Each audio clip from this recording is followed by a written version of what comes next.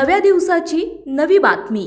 Wagholi police station Pune शहर हद्दीत अवैध दारू विक्री करणाऱ्यांवर पोलिसांनी मोठी कारवाई केली असून एकूण 21,840 रुपये किमतीचा मुद्देमाल जप्त करण्यात आला आहे। दिनांक 24 डिसेंबर 2025 रोजी वरिष्ठांच्या सूचनेनुसार वाघोली पोलीस स्टेशनचे तपास पथक अवळवाडी मांजरी परिसरात पेट्रोलिंग करत असताना पोलीस अंमलदार अशोक शेळके यांना गोपनीय माहिती मिळाली की VTP रोड अवळवाडी येथे पत्र्याच्या शेडजवळ अवैध दारू विक्री सुरू आहे। त्यानुसार पोलीस उपनिरीक्षक मनोज बागल, पोलीस अंमलदार राम ठोंबरे, अशोक शेळके, गहिनाथ बोयने यांनी सदर ठिकाणी छापा टाकला।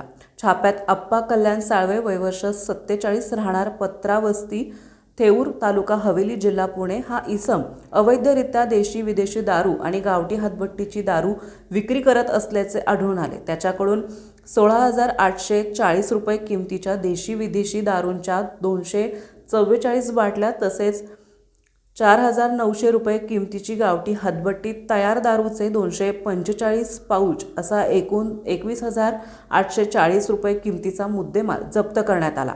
ही कारवाई अप्पर पोलीस आयुक्त पूर्व प्रादेशिक विभाग श्री मनोज पाटील, पोलीस उपायुक्त परिमंडळ 7 श्री सोमय मुंडे, सहाय्यक पोलीस आयुक्त लोणीकंद विभाग नूतन पवार यांच्या मार्गदर्शनाखाली आणि वरिष्ठ पोलीस निरीक्षक युवराज हांडे यांच्या नेतृत्वाखाली करण्यात आली। या कारवाईत तपास पथकातील पोलीस अधिकारी आणि अंमलदारांनी सक्रिय सहभाग घेतला।